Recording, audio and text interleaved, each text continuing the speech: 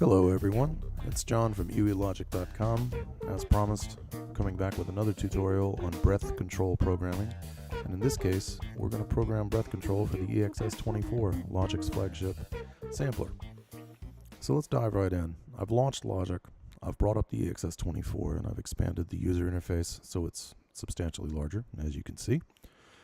So the first thing I want you to do when you get this up is then go up here, and we're going to recall the default to reset the EXS24 to its default status.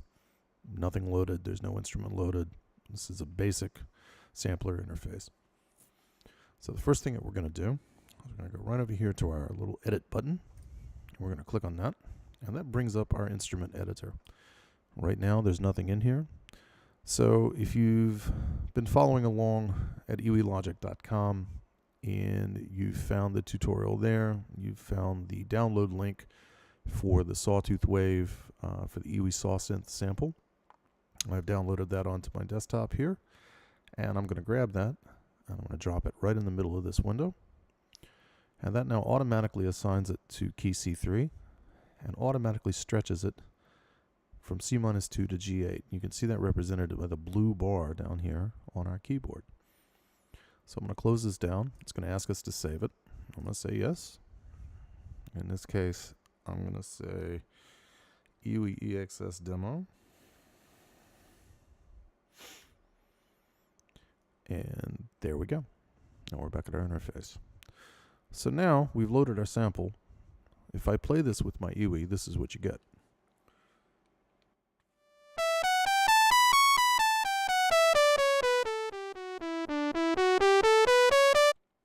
Not terribly interesting, certainly not very inspiring. So the very first thing that we're going to do is we're going to change our mode to legato, and we're going to go into unison, leaving 16 voices here, which is the default setting. This should make for a fairly fat sound. Now this is also going to increase our output volume, so I want to reduce the volume here by roughly 10 dB or so.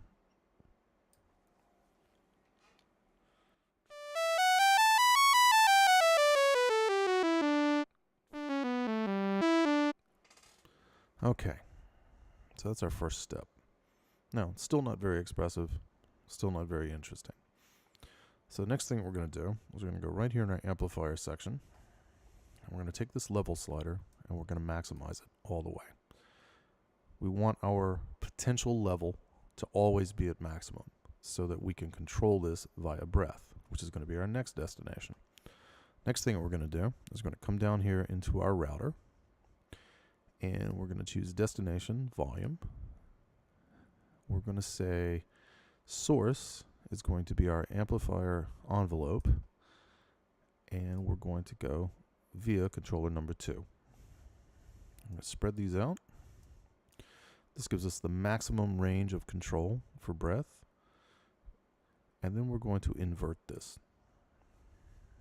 Now if I play it without inverting it, this is what happens.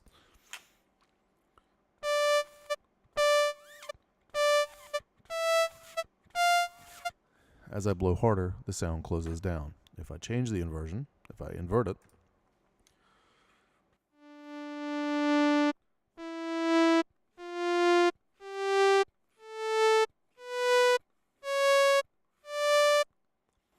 notice that as I blow harder, the sound gets louder. Now this envelope that we're using is right down here in the right-hand corner. Envelope 2, which is our amp. We have ADSR, attack, decay, sustain, release.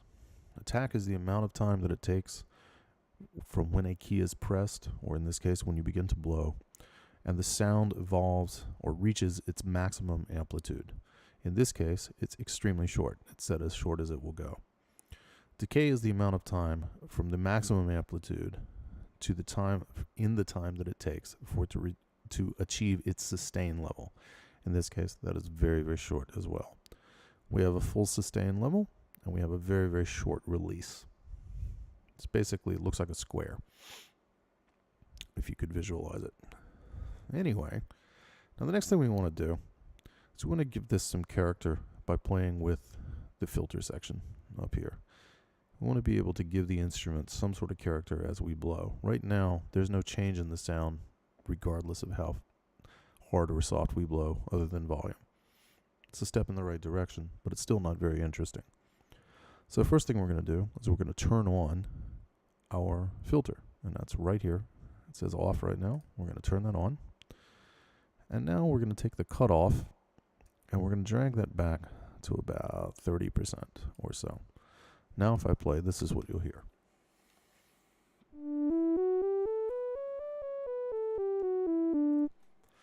Notice that it's suddenly very, very quiet.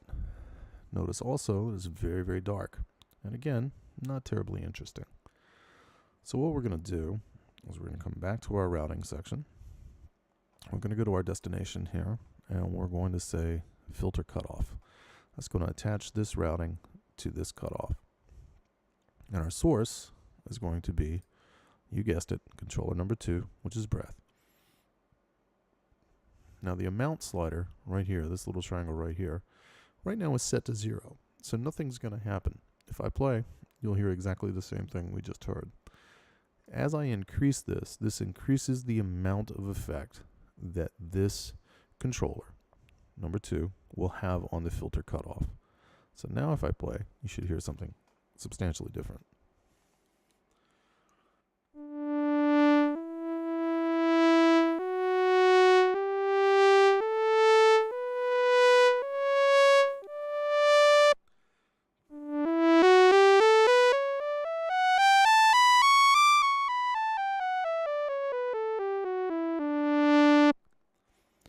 Notice that now there's perceived dynamics, perceived volume changes, and as I blow harder, the instrument gets brighter.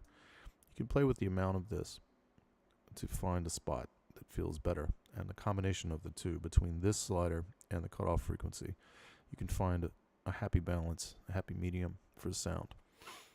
Now one other thing that I want to do is I want to transpose this down an octave. So I'm going to go right here to my transpose section. I'm going to grab this, transpose it down an octave, and now we have this.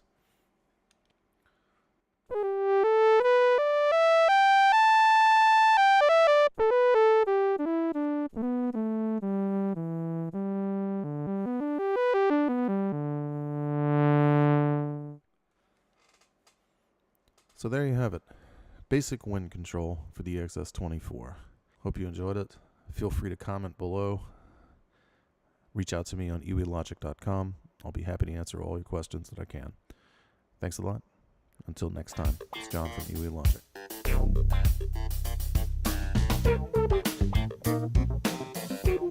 Logic.